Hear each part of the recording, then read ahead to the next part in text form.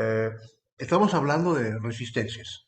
Ya hablamos de las resistencias fijas, ley de Ohm, V igual a IR, y vimos también resistencias variables, las que tienen que ver con el calor y con la luz. Esas resistencias son autónomas de alguna manera porque se reajustan dependiendo de cómo cambia la temperatura o cómo cambia la intensidad de luz. Pero hay otras importantes, los reóstatos o potenciómetros. Estas resistencias variables son de ajuste manual. O sea, el cliente la ajusta como mejor le parece.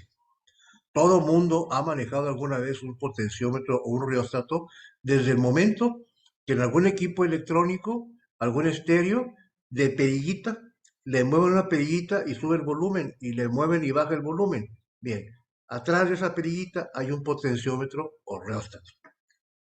Vamos a ver cómo funciona. Aquí tengo ya una conexión con YouTube para que vean cómo opera esto. Atención.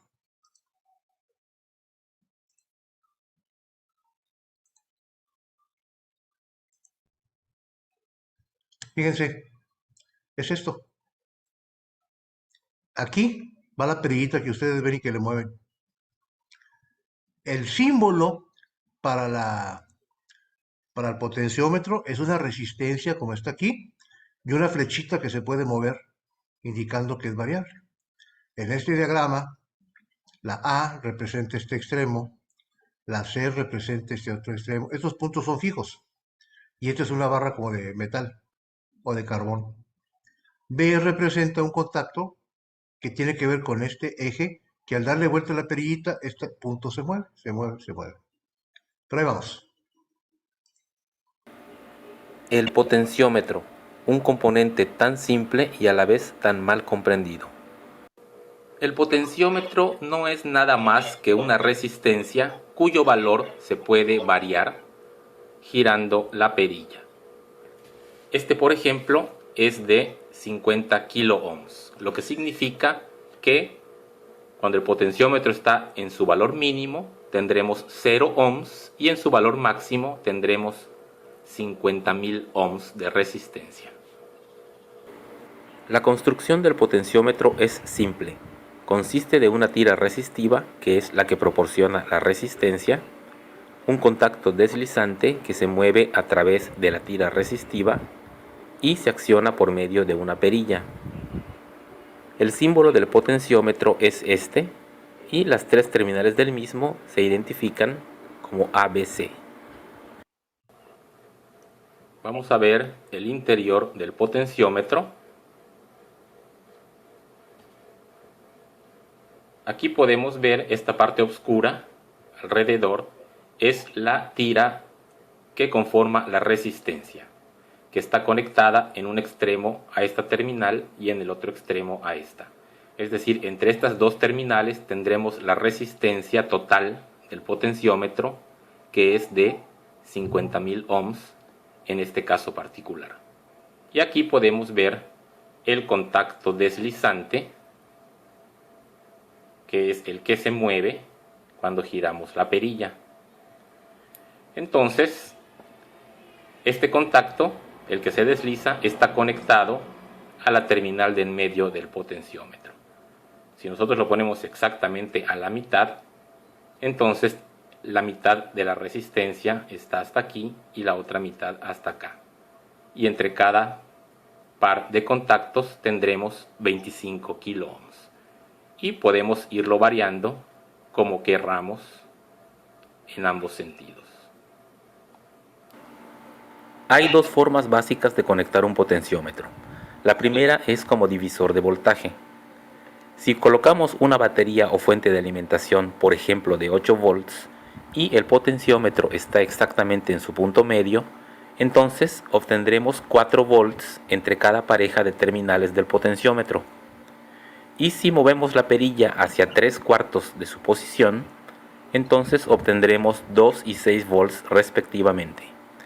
Y podremos mover la perilla en todo su recorrido y estos valores irán cambiando, pero siempre sumando 8 volts. Es decir, estamos dividiendo el voltaje de 8 volts en dos partes complementarias. Bueno,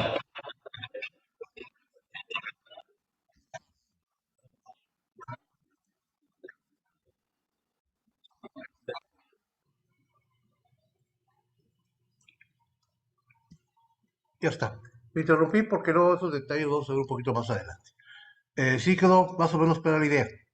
El potenciómetro o rheostat. Resistencia variable y ustedes la ajustan. Bien, sigamos. A continuación, por cierto, no sé, sí les dije, no les dije. Sí, ya les dije que vamos a seguir los lunes con la sesión asincrónica. Perfecto. Vamos a ver. Siguiente punto.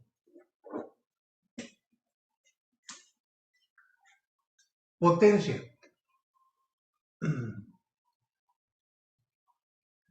Eléctrica.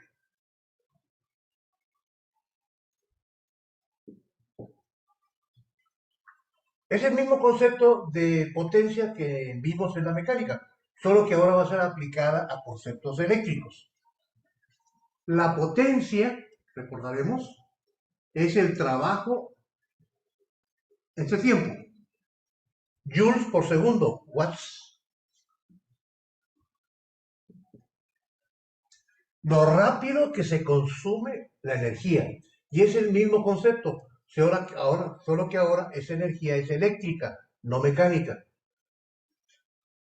Como el trabajo lo puedo poner como la carga multiplicado por la diferencia de potencial, según vimos en potencial eléctrico,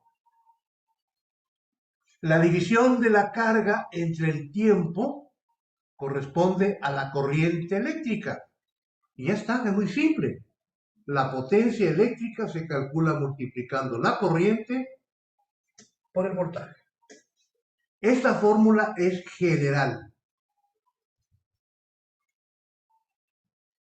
Uso general. Para cualquier tipo de dispositivo eléctrico. Si ustedes me dicen, ¿cuál es el voltaje que alimenta, por ejemplo, un mini split? En la tablita de identificación del mini split van a encontrar el voltaje porque es crucial. 110 voltios o 220. Conocemos el voltaje. Rara vez va a decir cuánta corriente consume. ¿Por qué? Porque los aparatos lo que nos dan de referencia para la captación de enfriamiento es la potencia. Kilowatts, ¿cuántos watts? Entonces, con esta fórmula, si me dan el voltaje de operación y me dan la potencia, le pego la corriente y ningún problema. Entonces, se usa para cualquier cosa, un calefactor, un circuito eléctrico, una lámpara. Corriente por voltaje, la potencia. Por ejemplo, si tenemos un aparato eléctrico conectado a 110 voltios y la corriente que circula es de 15 miliamperes, pues la potencia entonces será igual a 110 voltios por 15 por 10 a la menos 3 amperios.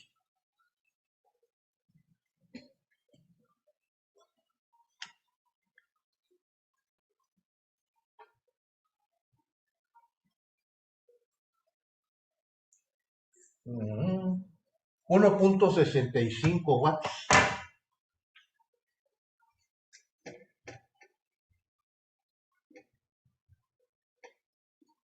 Así de simple es. Particularmente para resistencias,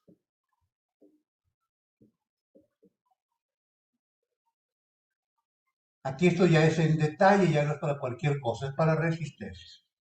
Bueno, si la potencia es igual a la corriente por el voltaje y es una resistencia, yo puedo usar la ley de Ohm. V es igual a I por R.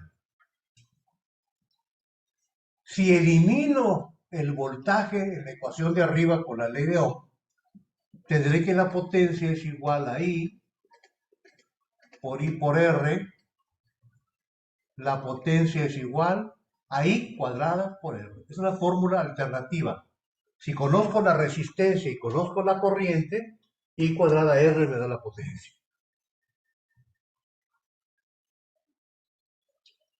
Por otro lado, si de esta ecuación despejo la corriente y reemplazo la corriente en esta fórmula, otra vez, voy a tener que la potencia es igual a V sobre R por V. Potencia es igual a V cuadrada sobre R. Esta ecuación y esta ecuación son exactamente para lo mismo. Depende del dato que tengas, pero cualquiera se puede utilizar sin dificultad. Fíjense que en esta temática, circuitos eléctricos, resistencias, todo tipo de cosas, las matemáticas no van a ser un problema. Ni se espere encontrar cálculo integral ni derivadas, nada, nada, nada. Vil aritmética básica. Digo aritmética porque ni siquiera gran cantidad de álgebra. Hay quien dice en broma, los ingenieros eléctricos dedican su carrera a estudiar la fórmula V es igual a I por R, porque la ven aplicada a corriente alterna, aplicada a transformadores, aplicada a lo que ustedes quieran, pero siempre girando en torno de esa formulita V igual a I por R. Entonces, en nuestro caso, las matemáticas no van a ser un problema, son fórmulas muy sencillas. Lo que va a complicar un tanto las cosas es interpretar los circuitos eléctricos por ciertas características que luego vamos a ver. A ver, ejemplos muy simplones de esto. Digamos que tenemos una resistencia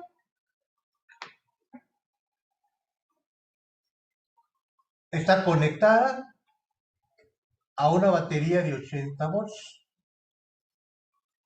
Una resistencia está conectada a una batería de 80 volts.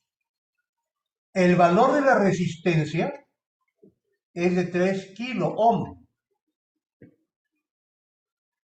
Kilo ohm, 3000.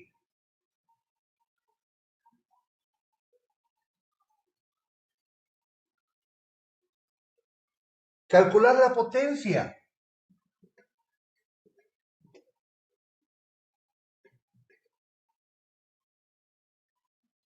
Si uso los datos tal cual, pues la fórmula será V cuadrado sobre R. Esto implica 80 voltios al cuadrado sobre 3000 ohms.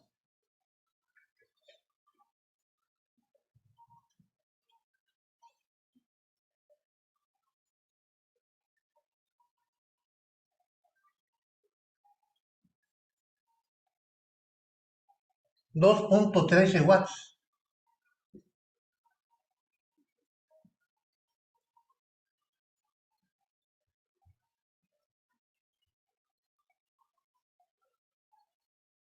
Ahora que si me preguntan la corriente, con la ley de Ohm, y es igual a V sobre R, 80 voltios entre 3000 ohms.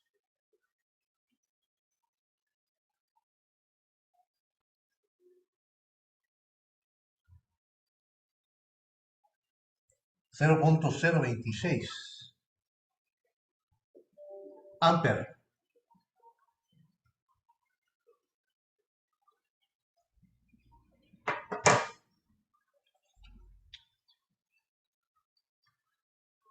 Bien.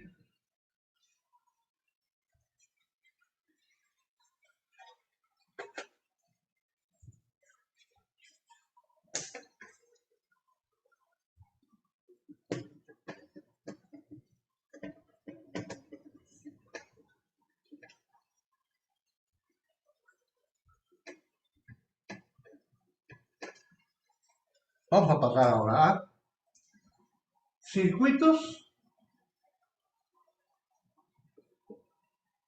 resistivos.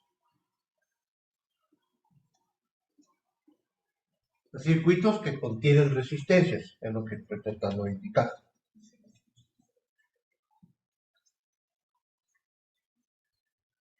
Primero, hay que entender lo que el concepto indica, circuito. Siempre recuerdo cuando explico este tema, las líneas de transporte urbano en la ciudad, ¿sí? que dicen que ciertas líneas son de circunvalación de un circuito y otras no lo son. Se entiende cuando una línea es de circunvalación que hace su viaje recorriendo la misma ruta. Sale de un punto y regresa al mismo lugar. Si hace un viaje de un punto a otro y no regresa, ya no es de circunvalación. En los circuitos eléctricos esa es la idea. Si tenemos una batería, el símbolo es este, ya lo mencioné antes, de cierto voltaje, y yo le conecto resistencias, por ejemplo, una aquí, una acá, cualquier geometría que se les ocurra, cualquier cantidad de resistencias. Es un ejemplo de un circuito. Se llama circuito en escalera por la forma que tiene, aunque hay de muchos tipos. Quiero identificar el lenguaje que vamos a utilizar para identificar los circuitos. Cualquier trayectoria cerrada se llama malla. Las mallas son trayectoria cerrada. Aquí hay 3 mallas. Ops. ¿Sí? Una trayectoria cerrada, otra trayectoria cerrada, otra trayectoria cerrada. Son 3. Esto no es que preocuparse tanto por el veinte. No entra tanto en detalle. Bien. Los puntos en los cuales coinciden más de 2 líneas se llaman nodos. Es un nodo. Este punto de acá pudiera ser un nodo, pero no es muy importante para los efectos que nos interesen. Por eso siempre son 3 o más líneas que coincidan. Ahora, estas líneas se llaman ramas.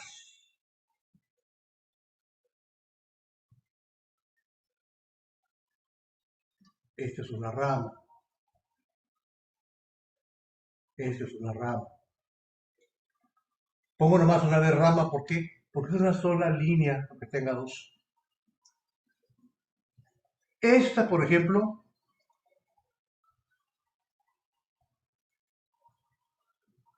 no, hasta ahí.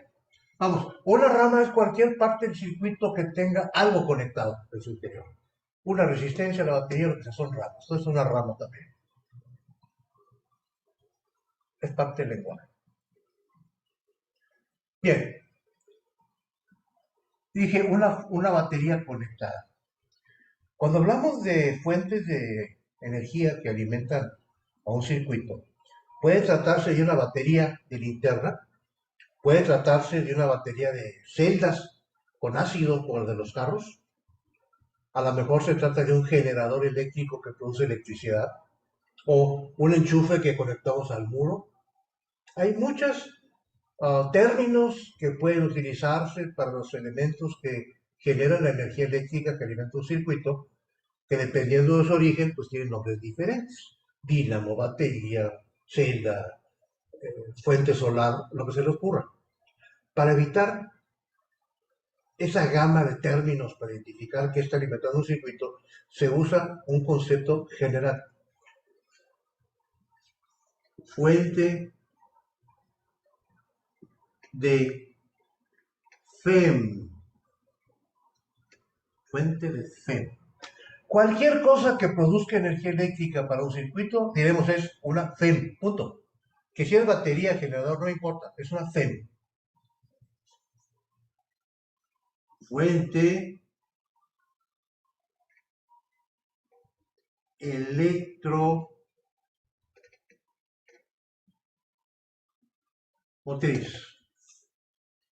Una fuente de FEM es una fuente electromotriz. FEM.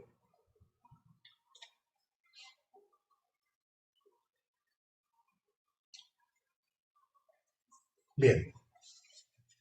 En el SOCOS van a encontrar ahí al principio del capítulo un listado con símbolos. La verdad están excesivos los símbolos. Y yo no creo que sea necesario aprender semejante cantidad de cosas.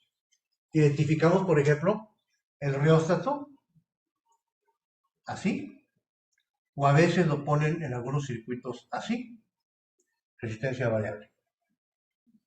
La fuente de FEM, pues como la puse por ahí, así. Y si es variable, así. La fuente de FEM variable es un dispositivo que yo le muevo una perillita y el voltaje que produce cambia. Es una fuente de FEM variable. Bueno, ahora, hablemos ya en particular de las resistencias y su función en un circuito.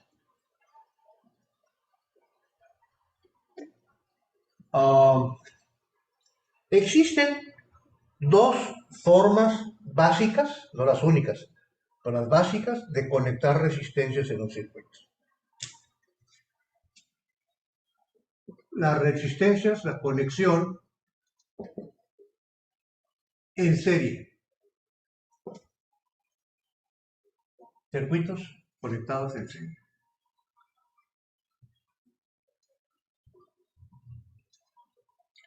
Tres resistencias, puede haber más o puede haber menos, conectadas en serie, se identifican de esta forma.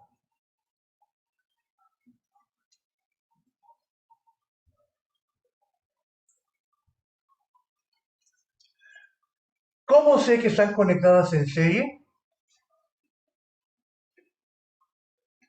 Cada resistencia comparte una terminal con otra. Las terminales son los alambritos de las orillas. Y aquí puedo ver, por ejemplo, que esta resistencia del medio comparte la terminal izquierda con la derecha de esta otra. La otra terminal la comparte con otra resistencia diferente. ¿Me explico?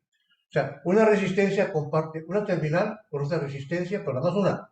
La otra terminal con una diferente.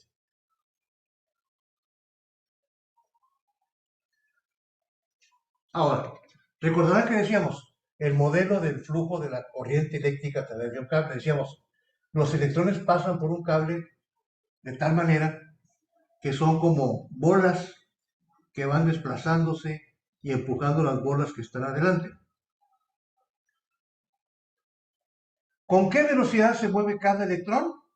Pues con la misma que se mueve el anterior y el anterior y el anterior. Como un tren. Si un tren se está moviendo, cada furgón se está moviendo con la misma velocidad y es imposible que un furgón se mueva a velocidad diferente que los demás. Porque nada más hay una vía, no pueden sacarle la vuelta. Esto ocurre aquí. La corriente eléctrica que ingresa al circuito pasa por las resistencias. ¿Qué tan intensa es esa corriente eléctrica a través del circuito? Depende de lo que le conecten. Aquí tengo tres resistencias, digamos que son distintas. ¿Se dan cuenta? Que si le llamo corriente 1 a la que pasa por aquí, corriente 2 a la que pasa por acá, corriente 3 a la que pasa por acá. En ese tipo de conexión, por lo que acabo de decir antes, la corriente en cada resistencia tiene que ser idéntica, no puede ser diferente. La corriente es igual. Ni modo que pasen más electrones por esta resistencia y menos por esta otra, se acumularían y eso no se puede. Entonces, en serie, de cajoncito, de machetito, ya se la saben. En serie, la corriente es igual. I1 es igual a I2, es igual a I3, es igual a I, ¿cuál I? La corriente que salió de la batería. Es toda la misma. Prof, entonces no se alenta, nada más se... ¿O qué pasa, prof? A ver, vamos a poner que así como lo tengo, La corriente la mido y me da 2 amperios. Bien. No quiere decir que siempre sea 2 amperios. Si yo le conecto otra resistencia acá, va a aumentar la resistencia, ¿no? Ya no van a ser 2 amperios, a lo mejor va a ser 1.4, porque esta resistencia también se atravesó, pero van a ser 1.4 en todas. ¿Me explico? Se ponen de acuerdo las resistencias, la más pequeña, la más grande de todas, y se define qué corriente va a circular y tiene que ser la misma en cada una de las resistencias. Si cambia una resistencia, cambia la corriente total, pero en todas cambia igual. ¿Sí? ¿Me explico? O sea, se suman las resistencias, prof. Al rato vemos, sí se van a sumar, pero vamos a demostrarlo con más detalle. Pero sí es lo que va a ocurrir. Se van a sumar. O sea que voy a poner la batería y el circuito. Ahora, otro detalle importante. ¿Qué pasa con la energía? Evidentemente, al pasar la corriente eléctrica, aunque sea la misma, esa energía tiene que distribuirse por el principio de conservación de energía. Si aquí tuviese, por ejemplo, 100 voltios que tiene que ver con joules, me dicen, bueno, es que al pasar la corriente eléctrica por esta resistencia, decíamos, el voltaje es la energía con la cual se puede impulsar la carga. Digamos, para mover la carga eléctrica a través de esta resistencia, supongamos, le costó 20 voltios, 20 joules. De estos 100, 20 los gastó esta resistencia. ¿Qué esperamos que suceda? Que esta energía aplicada por el principio de conservación de energía se vaya distribuyendo. A lo mejor acá voy a tener 30. Pues acá van a quedar 50. ¿Para qué? Para que la energía total se conserve. 100, 20 más 30 más 50. La energía se conserva. Les aclaro, nada tiene que ver con cuál resistencia está primero. No porque esa está primero consume más voltaje que esta que está más lejos. No, no. Vamos a ver luego que el voltaje se va distribuyendo según el valor de la resistencia. Las resistencias más grandes consumen más voltaje que las más pequeñas. Habrá que demostrarlo eso un poquito más adelante. Pero bueno, Profe, sí, entonces, ¿las resistencias pueden ser la misma también? claro que sí, pueden ser iguales.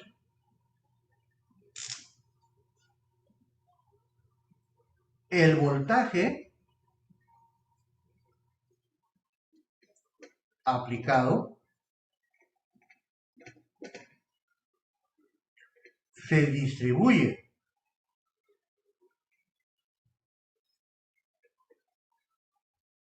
se distribuye. ¿De qué manera?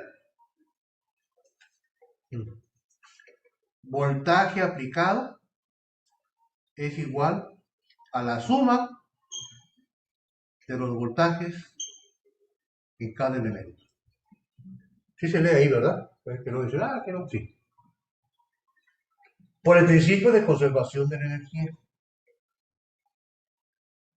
Sokol no le da numeración a esto, pero les digo, esta se llama segunda ley de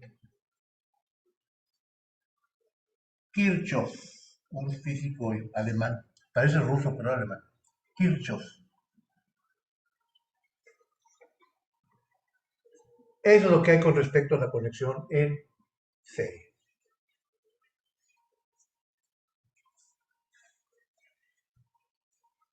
Profe, Sí, y forzosamente se debe consumir todo el voltaje en sí, los... sí, sí, sí. Sí, O sea, porque si es tengo... la energía que mueve la corriente. O sea, si tuviera uno, por ejemplo, el un solo... El uno consumiría los 100 voltios. ¿Sí? Ah, La ok. fuerza de resistencia los agarra todos. Serie. Segundo tipo. La conexión en paralelo. Esquemáticamente es muy sencillo de recordar. En paralelo tengo la fuente de FEM, la batería, y las resistencias están conectadas de esta forma.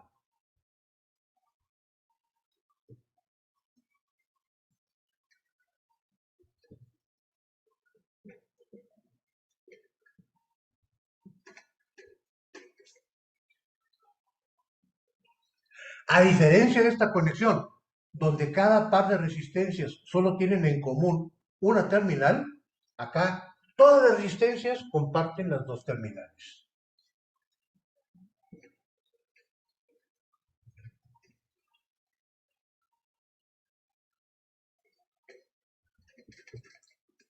Todas las resistencias comparten las dos terminales.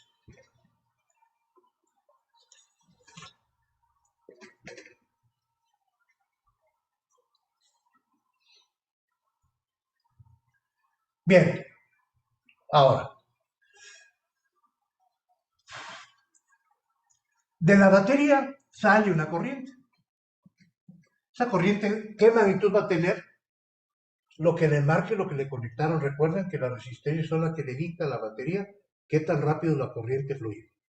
Entonces conectaron sus resistencias, la batería no le importa, pero en fin, ve qué resistencia final de conjunto hay y emite la corriente que debe ser.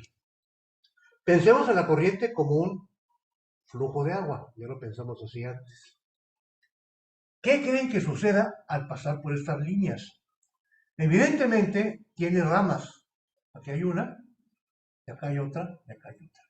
Pues como el agua, como la corriente de agua, necesariamente esta corriente se tiene que dividir.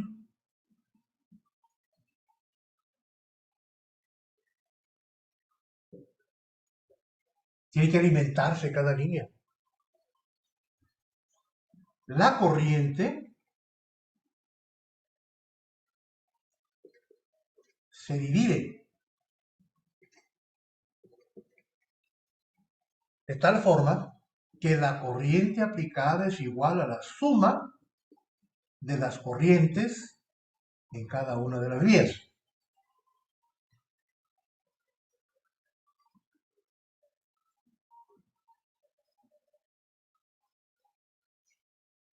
Primera ley de Kirchhoff.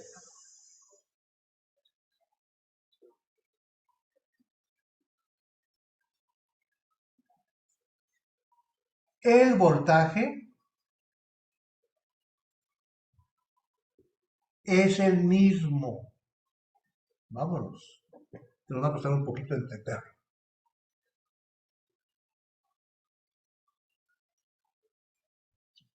Voltaje V aquí, voltaje V acá, voltaje V acá. 1, 2, 3. Voltaje 1 es igual al voltaje 2, es igual al voltaje 3, igual al voltaje aplicado. Eso es. ¿Cómo entendemos eso? Podemos recurrir, me voy a poner aquí arriba para no perturbar los dibujos, al modelo del tanque que hemos utilizado antes. Tengo un tanque con agua, ¿sí? Y tengo la tubería, la llave y la corriente, ¿sí? El voltaje tiene que ver con la profundidad, ¿de acuerdo? ¿Qué significa que estén conectadas las resistencias en paralelo? Significa, en este modelo, que tengamos varias tuberías de salida, no nada más una. Aquí tengo otra tubería. Y acá tengo otra tubería idéntica. Se dan cuenta que la energía que alimenta cada tubería, que tiene que ver con la profundidad, es la misma en cada caso. Mg por H es idéntico. Entonces, cada tubo va a tener su propia corriente porque depende de cómo esté de cerrada la llave. Pero la energía que los alimenta tiene que ser igual.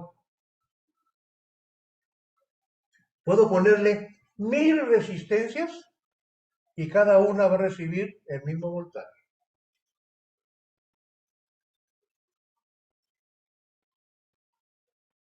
Pero tiene un detalle. ¿Se dan cuenta que entre más resistencia le ponga, la corriente que sale de la batería tiene que alimentarlas a todas, de tal manera que se suman las corrientes independientes. Si le pongo más y más resistencias, va a aumentar la corriente que sale de la batería. Cuidado con las Ok. conexiones, los arbolitos navideños, que le ponen muchos focos, muchos. Los adaptadores, multicontacto, ya ven que es una tira de plástico y tiene montones de clavijas aquí. Estos aparatos traen una etiquetita de precaución que nadie lee. Nadie lee. Dice que tiene cierta potencia disponible para alimentar varios aparatos. Que si conectas el televisor y el estéreo, lo que ustedes quieran, prenden uno a la vez o dos a la vez. No todos a la vez porque se quema. ¿Cómo se van a dar cuenta que está pasando eso? Váyanse al cable que está conectado al muro y agarren el cable de plástico. Si lo sienten caliente, malo el cuento, se les puede prender fuego.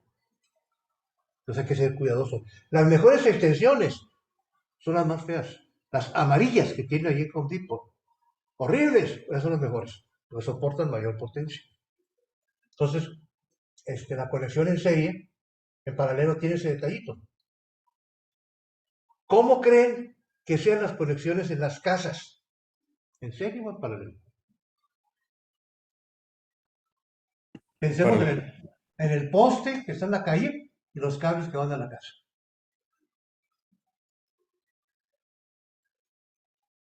Imagínense que esta resistencia es el porche de la casa. Y esa es la luz esa es la lámpara de la sala. Y esta es la luz que hay en una recámara. Si fuera en serie, y ustedes apagan la resistencia de la cochera, se apaga toda la casa, ¿no? Pero la corriente no pasa por aquí y no llega a ningún lado. Tendrían que prender todos los apagadores de la casa, todos los cuartos, para que hubiera luz en toda la casa. Pero además, resultaría que como el voltaje se divide, no puedo poner un televisor de 110 voltios acá porque no le van a llegar 110. Los 110 se van a distribuir en partes. Entonces, este tipo de conexión en los circuitos de la casa no opera. Sirven para circuitos eléctricos que veremos después con ciertas aplicaciones. Pero las conexiones eléctricas en la casa, todas son en paralelo. Prendan o apaguen la cochera, no importa. Pueden prender o apagar la sala, pueden prender o apagar la recámara. Pero cuidado, hay un límite. De acuerdo al reglamento de la CFE, las casas deben tener una salida de luz y un enchufe en la pared. No más. Suena ridículo, pero sí es eso, dice el contrato. Claro que nadie lo respeta, ¿no? Imagínense un enchufe y un foco. Porque son cuestiones de seguridad. Pero bueno, los ingenieros saben su cuento, ¿no? Tipo de cables y todo eso. Y la CFE no se mete a los cuartos a verificar eso, pero eso es muy importante. Métanle más conexiones y más conexiones en paralelo, aumenta la corriente de salida y prende fuego. Pregunta.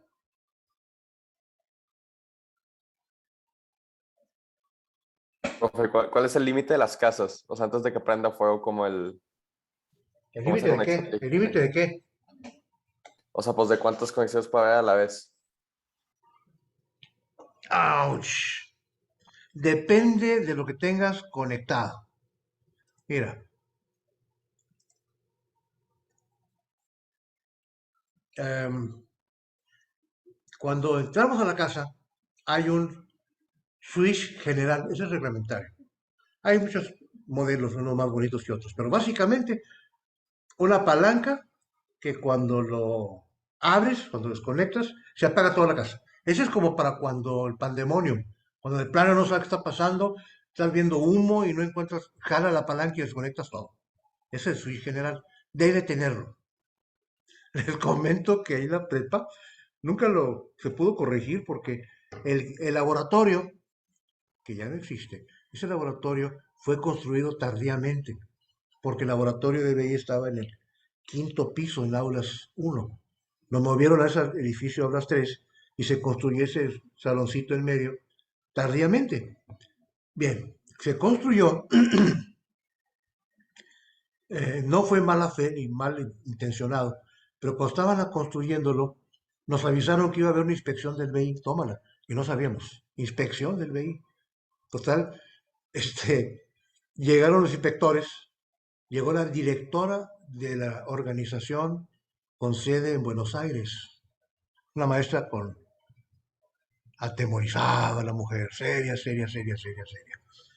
Y entró, entonces vio el lugar, muy bien, laboratorio, entró y me dijo, huele a pintura. Lo hicieron porque íbamos a venir y dije, no, lo hicimos porque cambiamos de piso, pero coincidió. Ah, se puso a revisar la verticalidad de los muros para que se ubiquen. Se paraba y veía, dije, caramba. Dije, puede ser, todo está muy bien, ¿no? ¿Qué fue lo que nos criticó y nos reprobó? La falta del switch general. Porque ese cuarto no tiene switch general. Debería tenerlo. Imagínense estar trabajando en las mesas y que hay un accidente eléctrico. Debe haber una palanca que el profesor jale y desconecte todo. Nunca se pudo poner, porque como ese laboratorio se construyó posterior, no había manera de cablear de tal manera que se pudiese organizar así. Y así se quedó. Pero no tiene el switch general, que es una violación a la seguridad según el BEI. Pero bueno, historia patria. Las casas lo tienen, es el switch general. Una vez que está conectado el switch general, pasamos a otro lugar. Deben saber ustedes que lo tienen en su casa, donde están las pastillas. Las pastillas son los fusibles de la casa. No es más que abre una tapita y se ve como un apagador y unas plaquitas ahí. Debe haber varios. Entonces, um, esos tipos de pastillas es lo que determina la pregunta que alguien me hizo por ahí ahorita. ¿Hasta dónde? ¿Hasta dónde? Tienen cierta potencia, ciertos watts. Entonces la pastillita es por ejemplo, de 10 watts. A lo que salga de esa pastilla, alimentar a la casa, que va por separado, a lo mejor es la luz de la sala o la cocina, alguna cosa, soporta hasta 10 watts o 20 watts. Creo que son 30. 30 es la mínima. 30 amperes, perdón, 30 amperes. Es la corriente máxima que debe circular, 30 amperes. En el momento que alguien conecta en la zona que rige esa pastilla, muchas cosas, lo que comenté hace rato, multiplicador de enchufes y conecta un montón de cosas, la corriente aumenta. En el momento que llega al límite, los 30 amperes, la pastilla se desconecta. La tecla, que es un apagador vertical, ¡pum!, se bota. Y va a poner ahí una especie de figurita, no es electrónico, es mecánico, pone una bandita de color rojo. Eso significa que se desconectó por seguridad. No va a pasar nada, simplemente se desconectó al llegar al límite. ¿Qué hay que hacer? Espérense que se enfríe, desconecten el exceso de cosas y la teclita se mueve. Antiguamente había que cambiar forzosamente una pieza que eran los fusibles, quemados, cada vez que pasaba eso. Ya con las pastillas esas ya no se necesita. Simplemente la tecla se devuelve y funciona. A mí me ocurrió que se me estaba botando una línea en la casa continuamente. Entonces le pregunté al electricista qué pasaba. Y es que le había puesto un límite de amperaje determinado, pero tenía aquí un horno de microondas brutalmente potente. Cuando lo vio dijo, no, pues es que eso requiere una pastilla de 60 amperes. Fui, cambié la pastilla, aprendí a cambiar pastillas, tiene su chiste, y se acabó el problema. Entonces la pregunta de hace rato, ¿hasta dónde? Depende de qué es lo que quieras poner y la capacidad que marquen las pastillas. Normalmente hay de dos en esos límites.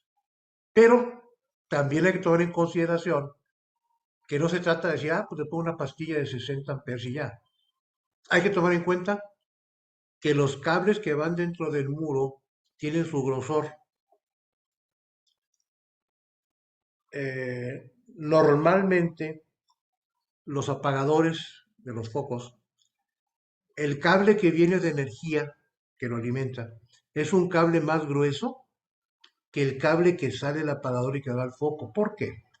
Porque la energía que viene del exterior y pasa por ese cableado puede alimentar varios focos. Pero ese foco en particular requiere menos consumo que todos los motores focos juntos.